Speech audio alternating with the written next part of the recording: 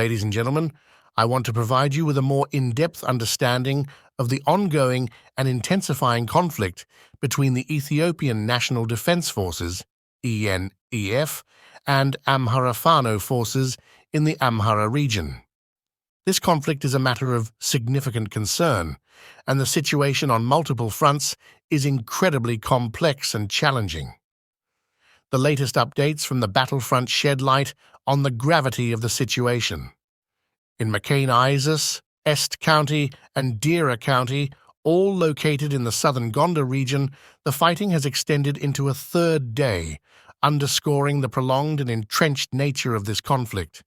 Both sides have incurred heavy casualties, with reports of numerous soldiers killed and wounded. What makes this particular front even more concerning is the use of heavy weaponry by the ENDF, escalating the level of violence and destruction in the region. Shifting our focus to the northern Shua region, specifically in Rasa, Kuwait County, we find another intense battleground. Here, the ENDF has suffered substantial losses, painting a grim picture of the challenges they face in maintaining control. Additionally, it has been reported that the Amhara Fano forces have managed to capture a significant number of weapons from the ENDF, which not only weakens the ENDF's position, but also potentially fuels the conflict further. The conflict is not contained to these specific areas.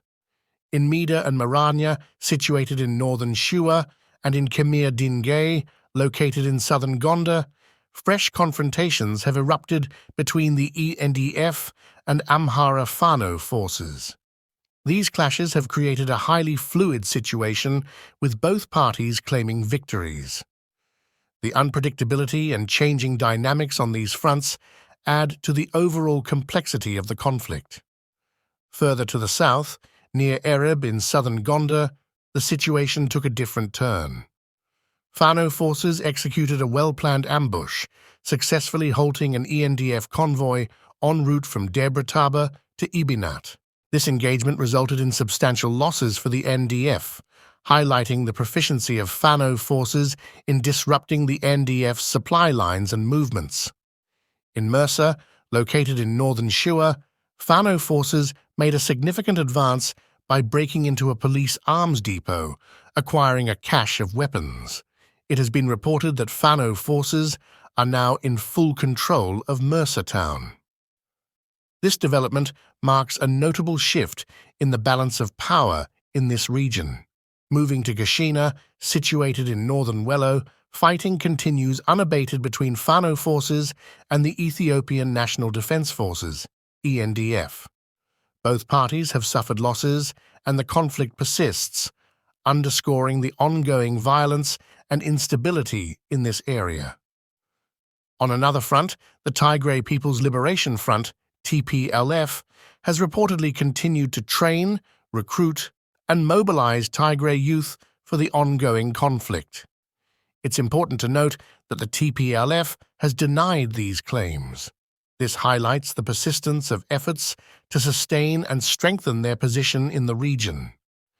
In Ambassal, located in northern Shua, a troubling incident occurred as Fano forces ambushed key figures, including the North Wello police chief, former Woldia city mayor, militia coordinators, and the Amhara region's security head.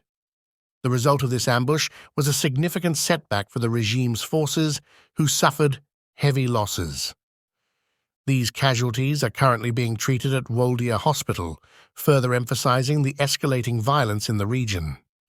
Moreover, in Mota and Niradet, both situated in Gojam, Fano forces executed an ambush that effectively severed an ENDF convoy headed to Este in southern Gondar.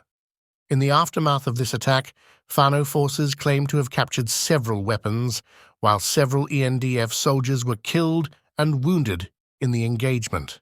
This incident highlights the ongoing clashes and the potential disruption of critical supply routes. The situation in Ethiopia remains extremely dynamic, with frequent confrontations and shifts in power. I must emphasize that the situation in Ethiopia remains deeply distressing and continues to unfold with various reports of violence and human rights abuses. Here are some troubling incidents that have come to light. In Gendawoin, which is situated in eastern Gojam, there are reports of egregious human rights violations committed by ENDF soldiers. Shockingly, they are alleged to have tortured, murdered, and left the bodies of 3 Amhara civilians on a main road. The brutality was so severe that the victims' faces were rendered unrecognizable, underscoring the tragic consequences of this conflict on innocent civilians. Moving to Este, located in southern Gondar, a distressing incident occurred as a result of ENDF actions. Reportedly, an ENDF mortar shelling killed several Amhara cattle herders in the region. As a result, a total of 35 civilians have been hospitalized, highlighting the severe and far-reaching impact on the local population. The situation in Mersa, situated in northern Wello, is equally grim. It has been reported that ENDF soldiers allegedly murdered 10 Amhara civilians, specifically youths, claiming that they had provided assistance to Fano forces. This disturbing event underscores the loss of innocent lives and the dangerous environment in which these communities find themselves. These incidents are deeply troubling and a stark reminder of the profound humanitarian and security challenges faced by the people of Ethiopia. The conflict has resulted in not only political and military confrontations, but also the tragic loss of civilian lives and the violation of their fundamental rights. It is crucial that the international community continues to closely monitor the situation and work towards a peaceful resolution that can bring an end to the suffering and turmoil in the region. Our thoughts are with all those affected by these distressing events, and we hope for a swift resolution to the ongoing conflict to ensure the safety and well-being of the people in these areas.